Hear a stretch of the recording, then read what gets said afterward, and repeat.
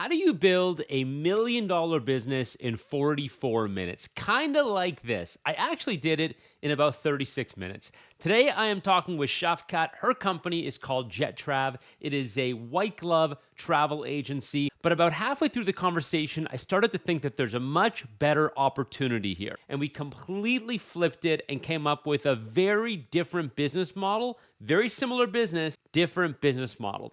And you guys are going to see today how a few tweaks to the operations and the pricing strategy and the target customer can completely turn your business around and take you to 7 or 8 figures in annual profit. That's coming up in just a second. Before we get to it, if you like the content that I'm putting out on YouTube, you got to do me one thing. You got to subscribe. This content is not free. It is for subscribers only. Subscribing is free, but you got to smash the subscribe button. That is all I ask. And of course, if you like what I'm dropping, make sure you go to johndavids.com, get on the email list. All my best stuff is there. And now, let's get to the episode. Shafkat, welcome to the show. Hi, thank you, John, for having me. I'm so excited. This is great. I'm pumped, and it's going to be good. Why don't you just give us 10 seconds on you, your company, and then we'll get into it. Awesome. Yeah, sure. So JetTrav started in 2019. I started it because friends of mine were like, "Oh my God, we want to go on vacation." They needed help planning. I was like, "All right, fine. I plan all the time, so I guess I'll start a company." Long story short, JetTrav has grown into becoming more or less a concierge service. We pride ourselves on making sure that you feel like you're VIP from the start of planning your trip to the very till you get back home. So people have access to us 24/7 while they're away. So it's Expedia with white glove service. Exactly. And are you a big travel junkie yourself? Yeah, I travel quite a bit. You know, it's so sad because funny you say that. I guess when I talking about like community, quote unquote, the reason why I think I haven't built a big community is because I don't post my travel. Just because I'm like, I'm in the moment all the time, but I think I need to change that. Okay, you actually want to enjoy the experience instead of documenting it constantly like the rest of us. And that's actually a problem in your business. It is a big one, and I've gotten better. I have to say, I have gotten better in the last year. So, What's been your favorite trip, favorite destination? my favorite destination to date, I have to say, would be I went to Africa. Okay. I went to Africa. I'm from. Let me put it this way: I'm from. My family's from Africa. I was born and raised in the U.S., but when I went, it was a different feeling and vibe because I was a little older. Of course, I was older at the time. So now that I'm older, I can enjoy it a little bit differently. But it's an experience that you can never explain. So let's get into the business here. And what I really want to understand is what actually makes this different. Because on the surface, like I said, it's travel with white glove service, Mhm. but that feels like if that was it, it might be pretty competitive in a pretty crowded market. So why don't you give me your actual pitch? I will say that our pitch is besides the fact that we give you travel concierge service 24/7 while you're in destination. So while you're on your trip, you can reach out to us anytime you want. However, before that, you have access to us all the time as well. And when you return, if you have any questions, if there were anything that you need to, talk about, or anything that happened while you were there that you want to have a conversation about, we're always there for our clients. But what I will say is that one of our biggest things is that we are a travel concierge more than just being like, just booking a trip and then leaving you by yourself. We want to make sure that everyone feels like a VIP. So one of the things that is very, very important to me, and I think I might have mentioned this earlier to you, but when people talk about travel companies, or let's say just travel agents, they're only thinking at one time it was really wealthy people or people that need a payment plan. People that, financially it's easier for them to pay trip off bit by bit. However, that has changed so much in the last few years, especially during COVID. Most people want to feel like they are VIP when they arrive at any hotel. They want to know that they walk into the room, there's like an amenity there for them that says their name on it, or they want to be greeted at the front desk by their name because the person already has some background on them, things like that. But those are things that you can't get from the online travel agencies who are the big names that we all know, Expedia, Booking.com, all these guys. They're great for what they offer. But however, there's an element of travel that people still want to feel like they are the most important thing in that situation. Do you know what I mean? 100%. When I walk into a hotel, and I've actually seen documentaries on this, where if you go to a Ritz Carlton, for example, even if they don't know you because you booked somewhere else, the bellman will look at the tag on your luggage, for example, or they'll ask Hmm. you for your name, and they'll communicate it through their earpiece to the front desk, so that when you walk to the front desk, they greet you by name. Hey, Mr. Davids, how you doing? And that little bit extra goes a long way. And it sounds like you realize that, and that's something that you don't get from the mass market online sellers of travel. Exactly. So I think that's one of the big things. Like, it's really hard for a lot of times people don't realize that's what they want. A lot of times people are like, "Oh, it sounds good. Why do I need a travel agent?" But you really don't know what's going to happen until it happens. So what is your business model? What do you charge, and what are you offering? What's the package? So at the moment, well, in the beginning, we were charging a flat fee, a trip planning fee. That trip planning fee is 275. So whether you're planning a trip from here to Las Vegas or from here to Amsterdam, it's going to be 275. That 275, we are going to plan your trip, provide concierge service to you while you're away, and of course, we're here for you when you return. So it's been great because we've had customers who are very happy with the service. That actually, it's one of the. I would say that it's something that they are proud of telling people about when they return. Like, oh my God, we didn't have to worry about anything. I just needed my passport and I'm gone. And are you making a profit on that 275? That's economical for you? Well, okay, so it's 100% profit, but if you calculate the time that it takes, Yeah, I would say you're not really making a profit if you just looked at your hourly rate. exactly.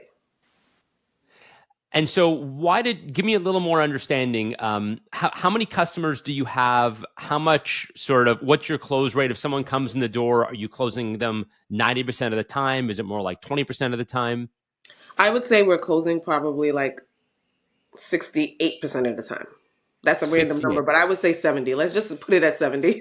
70. So 7 out of 10 people that walk in the door are handing you their money. And how are you getting customers today?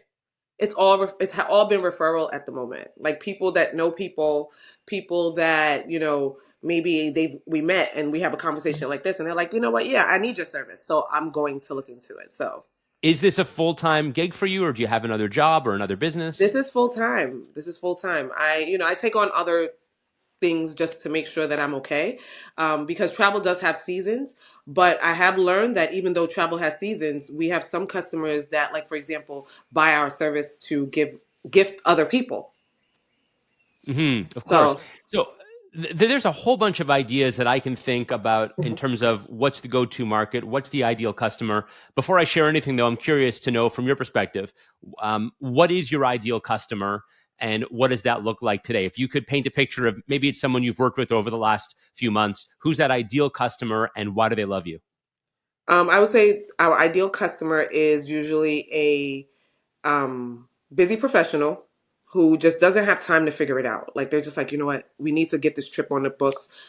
We need the help. I'm not spending 40 hours, which is technically what it takes to plan a trip, to do that. So they hire me, or I also get like I want to say they're just like groups of people who want to get things together. Like I do get a lot of small groups. Like you'll get people like 10, 20 people who want to go away together. Maybe it's like, a girls trip, or if it's like a sorority or, things like that, they'll come together. I get that a lot too.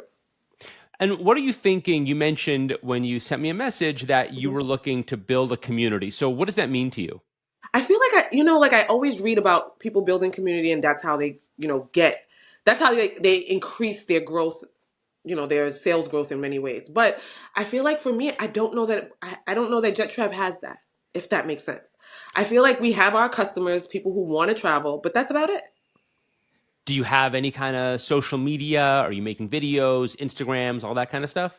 Of course. Like I spend time on Instagram. I've done some TikToks, but TikTok it's a lot different from what I think it should be. And we have a Facebook page. I created a Facebook group and I had like 10 members in the group and I was just like, no one posts in there. I post, but I just I just feel like I'm not doing the things that maybe should help me grow the business the way it should be growing. So I'm on your Instagram right now. Hmm. Instagram Jettrav, great, Yes. great domain, great URL. So I'm on here right now, and I can see posts. Who's posting the stuff today? I do it mostly. And It's mostly you. I sometimes use a freelancer to do some things. Have you ever just asked your customers, "Hey, send us your photos or your videos so we can feature them"? I asked a couple of them, yeah. I want to say, if you look at the testimonials, those are the videos they send us. They send us the testimonials. They usually use their post as a testimonial when they return.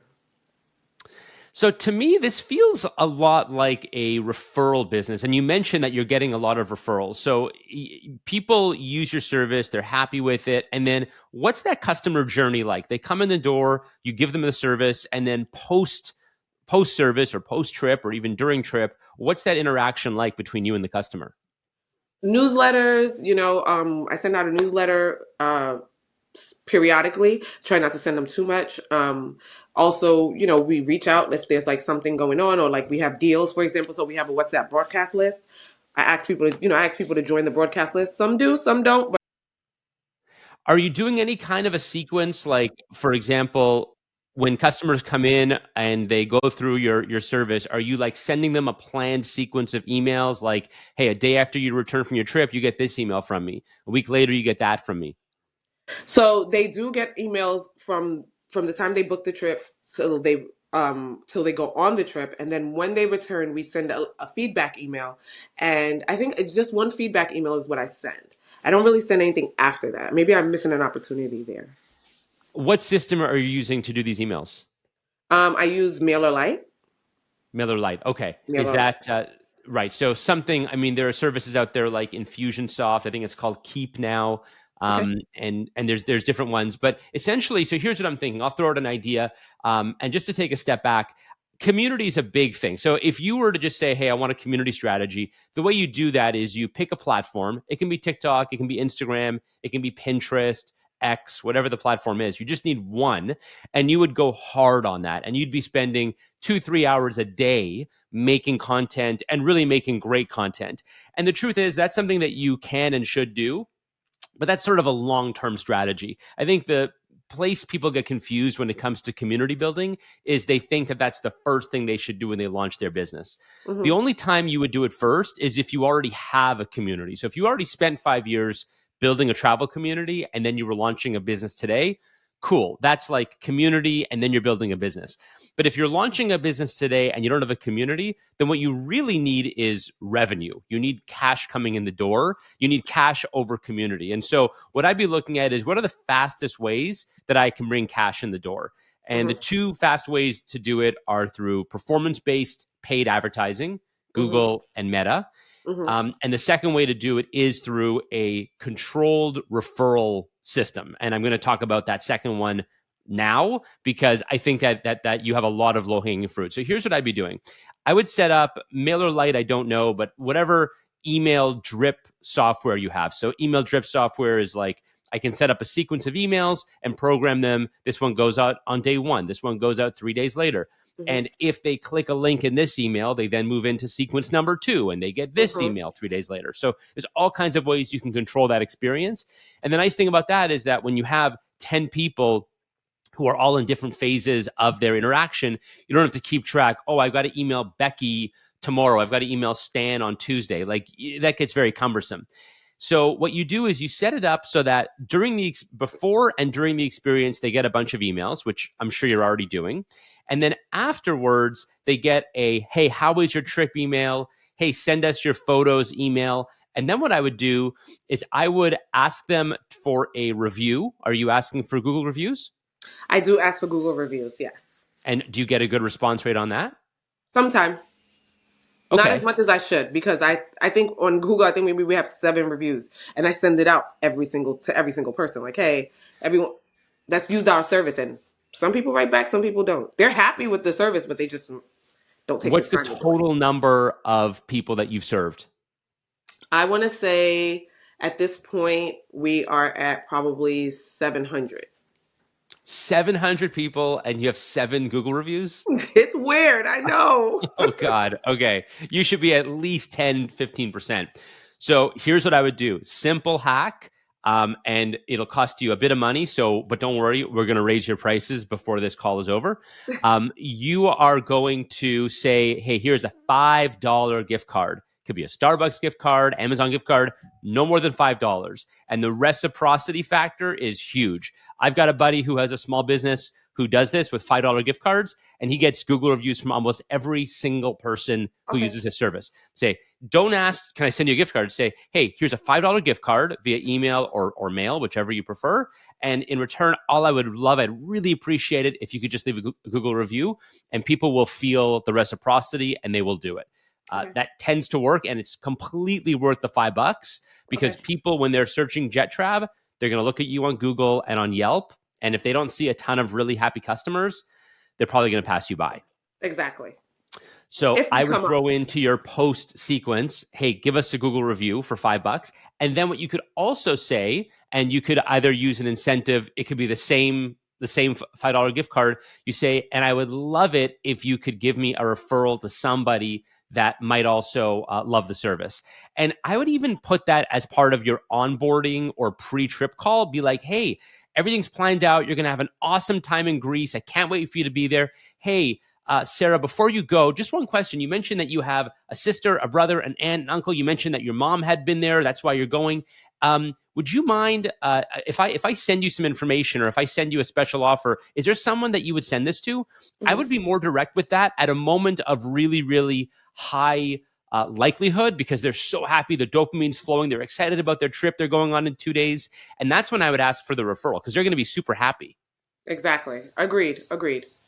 Have you taken the step? Have you done anything like that strategically to ask for No. referrals? I Okay. usually wait till they return. Yeah, and when they return, they're already sort of their high has waned because now they've done the flight, they've done the TFA, the TSA, and they don't want to talk anymore. So yeah, I would look for moments because this is such a referral business where when someone has a delightful experience, they're super happy.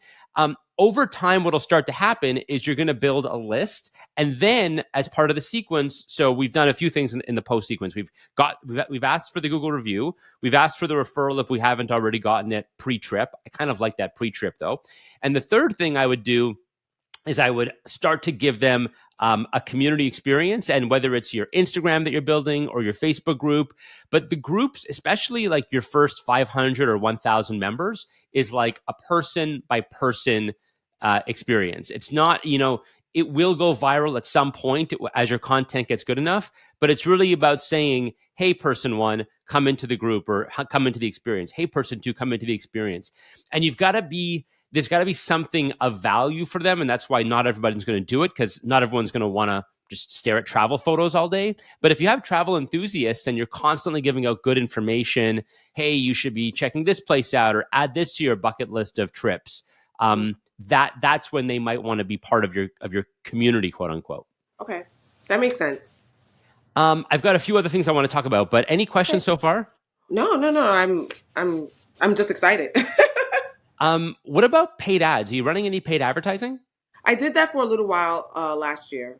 It does get costly, and I feel like the leads that I did get from it were not very they weren't very promising. Or just let me just say they just weren't that legitimate.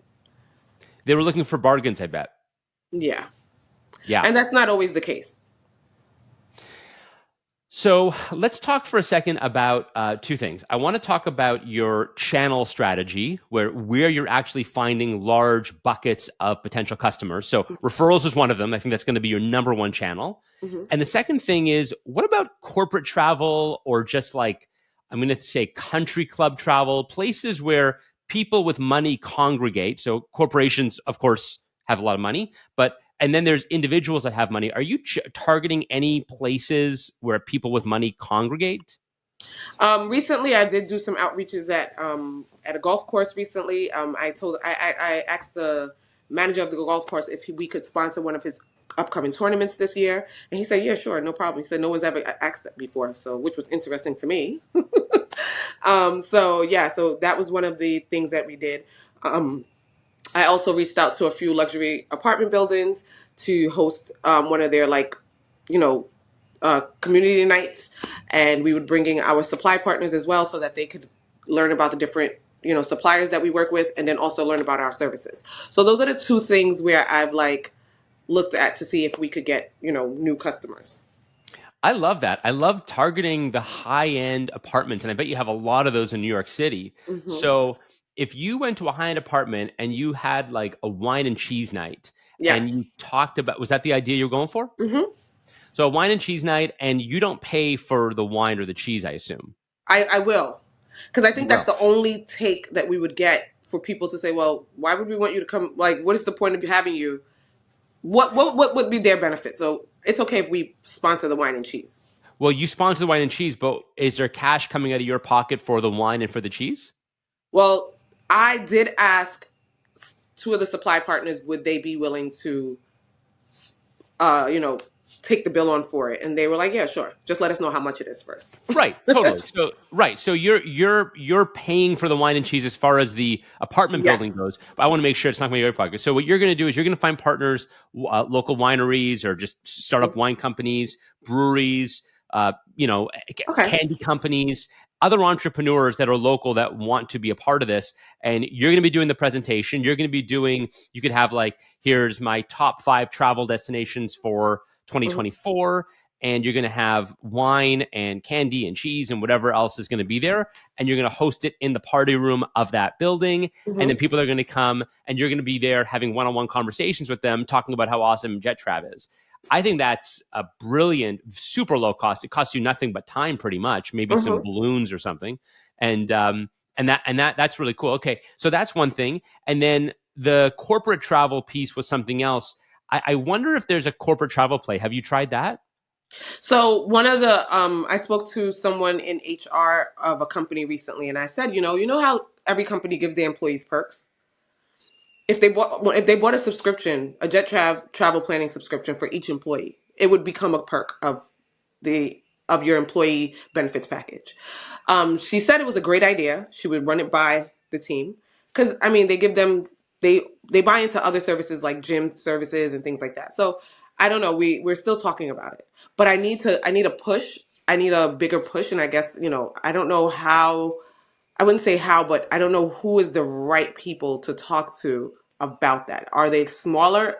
Of course, they can't be too large, but definitely smaller companies. Yeah, and there's also benefits program providers. So there are companies.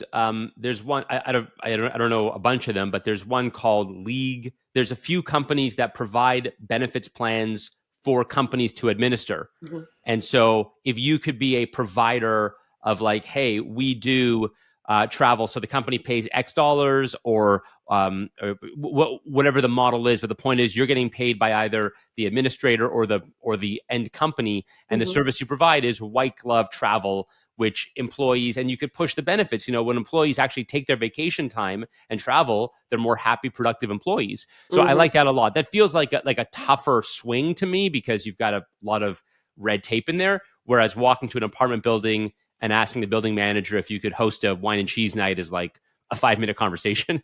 It is. Yeah. Literally. So I like that a lot. And then let's talk about pricing. 275. Where does that come from? So random. I think my very first customer, I was like, I'm not going to charge her $50, but I'm also, like I knew that my time was worth a little bit more than just like $99. So I was like, hey, it's 275, and she was like, okay, cool.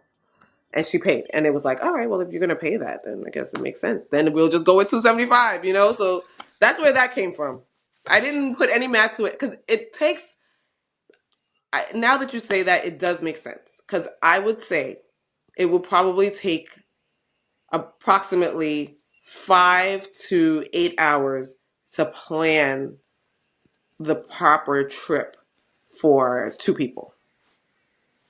Whereas it will Yes. take you 40 because you don't, you know what I mean? Like it'll take the individual 40, but it'll take me 5 to 8 hours. Well, there's a few things here. So there's the time that you're going to save. How many trips have you planned? 700. So I say we service 700 people because we've had groups that were larger with large numbers. I have to get back to you. I'm not really sure how many. Well, I would know how many people we served. We've probably served approximately over 100. Okay. So you've planned over 100 trips, and Hmm. every trip that you plan, do you ever rinse and repeat? Do you ever give the same trip to two people? Yeah, we have that. That happens quite often. Yeah, All right. And some of these trips are harder to plan than others. Someone wants to go to Africa for a safari for 3 weeks is different from a weekend trip to the Bahamas. exactly. And you do both of those things. Hmm. So I feel like so there's definitely a tiered pricing package here. You see, here's the funny thing. You said 275 and someone paid it and that was your price. I wish you had said 2075 because someone probably would have paid that too. A Exactly. lot of the time when it comes to raising prices, and I've been guilty of this myself, and it works. Is raising prices is oftentimes just adding a zero to your price and saying that the next time you're on a call, and that becomes your price. Hmm. And it really is that simple. Entrepreneurs get very up in their head about it's not worth this. It's worth whatever pain you're removing from your end user. So there's a couple things I would do in terms of price. So the first thing is I would make tiered pricing. I would make whatever your lowest price is, 275, your advertised entry level price, and it becomes 275 and up. Because once you're on a call with somebody, I'm assuming that your intake here, you're always having calls with people, right? Yes. So when trying to call with someone, it's like, hey, 275 is this and this. What you're asking for is this. Let me see if I can get you a package that meets your needs and it's going to give you that exceptional experience. And if you want a trip that is longer in duration, longer in number of flights, longer in number of stops along the way, better experiences, but you want me to do all your restaurant reservations ahead of time, Hmm. there's a whole bunch in there. That becomes an $800 package. That becomes a $1,700 package. Because think about all the extra work you're doing, and because they're already on the phone with you, listen, they're already paying, whatever it is, $17,000 for their trip, $25,000 for their trip. The extra 1,400 bucks that you charge them is nothing. It's like a resort fee at that point. And Absolutely. so and so it becomes, you have a lot of price elasticity. This is why real estate agents make so much money, because when you get 2% of a $1.5 million transaction, and I don't even feel it because it's all just part of the same bucket of money to me. It's all just a bunch of water in a bucket. You're taking a tablespoon, this guy's taking a liter. It makes no difference. And you're kind of in that same boat where people have total there's the opposite of price sensitivity because they're already spending so much money at that point. You're just taking some money out of their wallet and you are earning it because this is worth way more than $275. Agreed. So I would right away start putting tiers together and put value based on the price. So it's, hey, here's the value you're getting, and here's the price. And then here's the second thing I would do. I would lower your own costs by creating a database of every trip you've ever planned, sorting them and tagging them. Hey, here are my Europe trips. Here are my 3 week trips. So every trip will have 7 or 8 or 9 tags associated to it. So you could easily search and find everything related to that. And that way, at some point, you can hire an admin assistant who actually does all the back end for you. And you're Yes. just doing the client intake, because it doesn't take a genius when you already have a database of 500 trips that are pre planned, right? Yes. The third thing, are you getting any kickbacks from vendors? So we do get commissions from the hotels and things like that. Okay, cool. So 275 is not your only revenue stream. No. Awesome. Okay, I love that. That's super important. So you've got that, and then the last thing is, how are you actually? Are you framing out like, here's the time it takes, here's the profit I make per customer? Like, is there any actual math being done on the back end? Well, no, I just know that the average does take at least 5 hours to plan. Right, but then when you factor in, I don't know how substantial it is, but when you factor in, let's say, kickbacks and vendor takebacks and things like that, is it more Oh, worth your while? um, is it more worth the while? That is still a lot for me. I don't know. I don't know that it's not bad or good. So some vendors, depending on the price of the let's say the price of the hotel, it's a higher it's a higher commission. But if it's lower price hotel, commission's not. So let's just say, for example, a Marriott or it's a Fairfield Inn. Just let's say the commission on that is not going to be anything close to what the commission is going to be for like a Four Seasons. Right. So there, the higher the trip, the higher price the trip, the higher price the resort. obviously the bigger the commission. Mhm. So your ideal customer, I mean, it seems to me, are you saying no to a lot of customers? Because it seems to me that your ideal customer is like a wealthy, let's say, I mean, there's a lot of different types, but a wealthy couple or a wealthy individual, people that have money to spend that want to go on that 20, 30, $40,000, let's say family trip and or a group trip, and you're going to be doing the white glove service, and you're going to be charging more for the trip because again they're already spending $30,000, Mhm. and then you're going to be able to put them in better places, which means you're going to be able to get better fees, and that is much more useful because here's the problem: when you start booking trips that are like 3 day one destination trips, I don't know that you're providing a ton of value. You're just a travel agent at that point. And what I'm trying to get to is here is how do you actually create that white glove service that is actually a white glove service? That's not just you're going to Expedia on my behalf. Mm. Well, yes, of course. I agree with that. I would say that we do have quite a few customers that do have more, like they are spending more on one trip. And it's been beneficial. And of course, like the small groups. So like if you have 10 people going somewhere, let's say they're going to the one destination, but it's 10 of them, it actually kind of evens itself out. But for the individual where it's like just two people, if they're going to the Bahamas, like you said, I mean, unless they're staying at the Atlantis and they're staying at the highest level room they have there, it's not a ton. But then it's so easy to do in the sense that like they just know that they have us just in case like they get to the hotel and they don't get the room they want. I hear And you. they need us like, okay, could you please reach out to them to see, because chances are we can't, we'll reach out and something will happen. They'll change, the hotel will figure it out and try to help them make sure that they're happy. So, What's your goal for 2024? Where do you want this business to get to? well, let me tell you. So up until last year, I honestly was like 2024 might be, because it's been 5 years and I've just been like, you know what, maybe this is not what I like anymore. But I love it. I love what I do. I enjoy it. There's an aspect of it that I urge, like it gets me excited in the morning, but then there's another side of it where I'm like, I don't know. But if I had to have like my goal that I have written down, actually, I have a spreadsheet. Let me not even lie to you.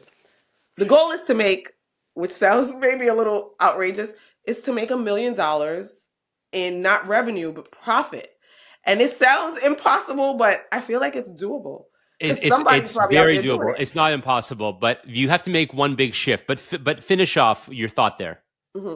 So I feel like I want this service to be something that people use, not just like, oh, when they want to go on a trip. I think it's something that I feel like I can see Jettrav growing into just more than just travel. You know what I mean? Like it can grow into being, because people do like, if you're a busy professional, whether you're super wealthy or if you're just like what they call like Henrys. So people who have higher income and they're just not rich yet. They call them Henrys, right? There's a name for them, at least in the nonprofit world. That's what they call them. These are people who can donate money to an organization, but aren't super wealthy. No one knows who they are, right? Those folks still are using so many those folks are using so many services because they don't have time to do that stuff because they're still busy trying to build the wealth of making themselves wealthy and rich, like ultra rich. So that's the goal, is to be in that community where we're giving services to those people, but we also will continue to service people who aren't super, like, who aren't there yet. But anyway, the I goal feel is to like get. you're dancing around something here because like my unfiltered thought is travel agents. My aunt was a travel agent in the Oh, okay. 1980s, in the Okay. 80s and 90s, and then she got out of that business because it was a terrible business for her at least. Hmm. You're in a different realm here. Or you could be in a different realm, which is that you're selling high ticket services to high ticket buyers. The only Hmm. difference is that you're actually pricing it like it's a commodity service. Like $275 is nothing. It's nothing. If I'm already spending, like I said, I'm taking a weekend trip to New York. I'm going to drop 5 grand on the beautiful hotel and the Broadway show and the best restaurants. Hmm. 275 is nothing. And so Nothing. I would pay $1,000 if you could just take care of everything. Like book Hmm. everything for me, send me an email, and I'm on my way. And Exactly. that to me feels like a certain kind of customer and a certain kind of situation. And what I guess what I'm getting at here is this has to be high ticket. This has to be like 275 is just nothing. 275 is the self-serve off the shelf. Like for that price, you're just giving them something that's already been pre-baked. It's rinse and repeat. You're going to throw it in the microwave and reheat it and give it to them for 275. There's no custom work that you can afford to do there. What I'd really be looking at is clients that can pay more money, which they can if they're spending more on vacation. And I'd be looking for a subscription. So you really want clients that are able to pay you on a somewhat predictable ongoing basis, where if they're traveling, like I've got friends who take 4 or 5 trips a year. Mm-hmm. And I don't even know how they plan those trips. They must do a ton of work. They're going to Facebook groups. They're going to different places. And if you could say, hey, look, you're going to spend $50,000 on travel this year. Why don't you pay me $3,000, $5,000, and I will take care of everything for you. I'll even plan the dates for you. You don't have to think about it. You send me your schedule. I know when your kids are on March break, and I'm going to go ahead and plan this all for you. I feel like that's the buyer here, because $1 million in profit, Shafkat, is very possible. The problem is you need to get there with bigger chunks of money. You're not getting there on 275 a pop. I am not getting there with 275 a pop. I did the math, and I would need to probably have over 2,000 customers. What was it? No, 75 customers a month in order to get there, Right. and it And would just be at that point, you're hiring lots of staff to service them, and means your profit is dwindling. So it's just not happening. What I think you need to be doing is finding those customers who can drop 5 or 10 grand on you a year, and maybe more, maybe, I don't know, maybe 10, 20, 30 grand on you, and also pair in the vendors that are bringing you business. And so, okay, I'm going to give you a wild idea, and okay. maybe this is of interest, maybe it's not, because I feel like we've got to give you some differentiation. Jet Trav has to be something that's a little bit different from just, you can't consider yourself a travel agent or a travel booking service, which is what I'm seeing here. What about giving people experiences that they just can't buy? Like, you can't spend money. I'll give you an example. I have a buddy who ended up going to the Academy Awards last year. He is part of a service. He's a wealthy guy. He's part of a service that actually gives him access to things that he can't get elsewhere. Appointments at places he can't get, tickets to shows, box seats for Taylor Swift. You want to go to the Vanity Fair after party? Okay, I can get you in there. And these are things that you can't buy, like they're not for sale, Nope. and you just have to have a connection. And if you have that connection, you're in. This is what they do at Vegas casinos. This is what they Mm-hmm. do, in super ultra exclusive. Is that a world that you've ever thought about? I have. So, as a matter of fact, speaking of that, Super Bowl, that is sort of like Super Bowl, because Super Bowl tickets, not tickets, but the experience for the weekend literally starts at about $13,000 for 3 days, Yeah, 4 days. So that's that it. you have to have discretionary income in order to even think about that, right? Like you're not just the average traveler. So those are the markets where, of course, that would be the ideal thing, because they would get all of the perks of going to the Super Bowl, NFL experiences, all that stuff, the game day ticket, all of that. So, yeah, I totally get it. I have thought about it. Um, And what's I don't know. stopping you Maybe from I don't doing know how that? to get there. Maybe I feel like I just don't know how to get there. I know what it is. I know where it's at, but I just don't know if I know Okay. how. So here's, we're gonna put our young hustler hat on. Here's what we're gonna do. Okay. Okay. Here's your 30-day task. Okay. This is what I would do if I were you, because I Okay. think that you need a jolt and something that's really going to get you moving in the right direction. Okay. I would start making a bunch of calls Okay. to ultra exclusive places and things. And you can make a long list: Super Bowl, Academy Awards, Grammys, Formula One, Mm-hmm. you name it. It's every experience. If money was of no matter, like what Mm-hmm. would it be? Make a list of that. Okay. Then you're going to go on Google or ChatGPT or LinkedIn, and you're going to find the organizers, and you're going to contact them, and you're going to say, I represent a group, Jet Trav, you can check it out. I Mm-hmm. represent a group of a Mm-hmm. few hundred high net worth and ultra high net worth and whatever the other acronym was, hands. Henry. Henry's. Henry, I got the Henry here. I got the ultra high net worth. I got them all. Okay. I am looking to add to my portfolio at JetTrav of non purchasable experiences that you just can't buy. And I'm going to bring in people who have money and who have disposable income, who have time, who want to get that perfect once in a lifetime experience. and what can you do for me? And I would send that out to 30, 40, 50, 60 different planners, events, and it doesn't all have to be the highest of the high, but it could be things that you would just never, a reservation at a restaurant where the wait list is 3 months. Tickets to a Broadway show where it's sold out for weeks at a time. Just place things that you can't get, because here's what people are willing to pay for. They're willing to pay for things that other people just can't even buy. Mm-hmm. Nobody can buy these things. Nope. And here's what you're going to be able to do at that point. You're going to have an influx of customers that just whisper to each other, and it's not advertised. You're not going to see a Google ad or a Facebook ad for it. It's only going to come from Cindy down the hall in my super high, high net worth apartment building in New York City. Hey, did you know that she got into Formula One? How did she? I can't buy tickets. Oh, my guy can't do it. Oh, because Jettrav did it for her. You got to call Mm-hmm. Shafkat. Oh, you have her number? That's what you need to be. And here's what you're going to be able to do once you have that. You're going to be able to charge annual membership fees. Talk Okay. about community. You're going to be able Exactly. to say, you want to be a customer of JetTrav, you got to pay an initiation of $5,000. Okay. It's an ongoing fee of 10, 15 grand a year, whatever it is, whatever Mm-hmm. you pay for your country club, whatever you pay for your Soho House membership, you're Mm-hmm. going to pay me Mm-hmm. that. And as a Exactly. result, I'm going to be able to give you these kinds of experiences. And you're Okay. going to have to pay for those too, by the way. But in order to be on my list, you're going to have to be part of this. These kinds of, and I know a whole bunch of these kinds of businesses. I just mentioned a couple. Soho House is one of them. Mm-hmm. You are going to be in a situation where you've got recurring revenue and transactional revenue, and I guarantee you $1 million profit business. Okay. Listen, I'm trusting this experience. I didn't think that I was going to get picked for the podcast. I didn't even think. I was like, let me just. I'll try my luck. If it works, whatever. But you don't understand. This makes me really, really happy. So my goal in the next 30 days, and I'm definitely doing it, is to reach out to all of the high end experiences that I know of, which is a ton of them. See how I can get in the door to ask them to to be able to. Sorry, I'm nervous.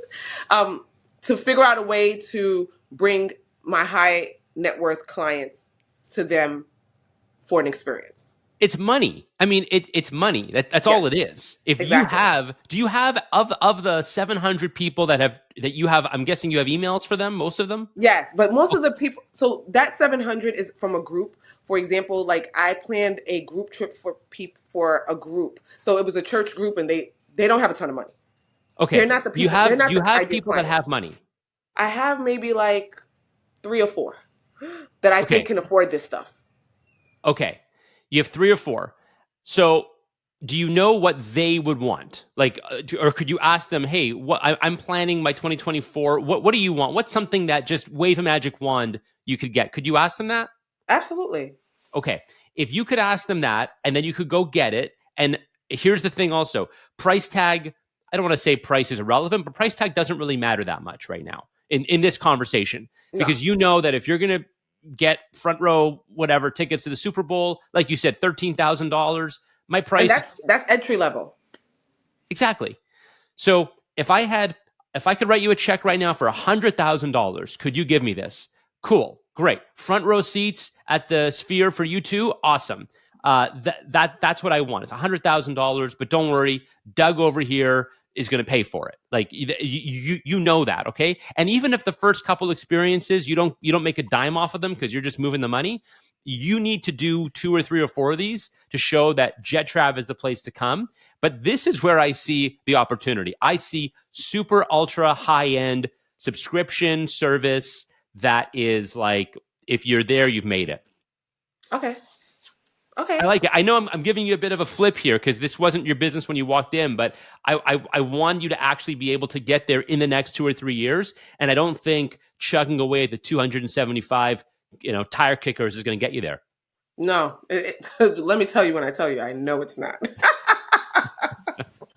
But you start somewhere. So this is exciting to hear. So my 30-day plan right now is to get get experiences that no one could basically buy for people who can actually afford it. 100%. And let me just say one last thing. The Okay, reason I call this the young hustle play is because you have to be able to convince both sides that you have what you have when you have nothing. exactly. So the buyers think you have the sellers think you have the buyers, and when you connect them, you will have them. But that's the reality of building a marketplace in the early days. You have to convince both sides that you have them when you really don't, and then you need to have you bring them together when you have that special situation. But I love this. I think this is way better. I love this business, Chef Cat. Give it a Thank you. try. Let me know in I 30 days. This is going to be your $1 million business. I will. Thank you so much, John.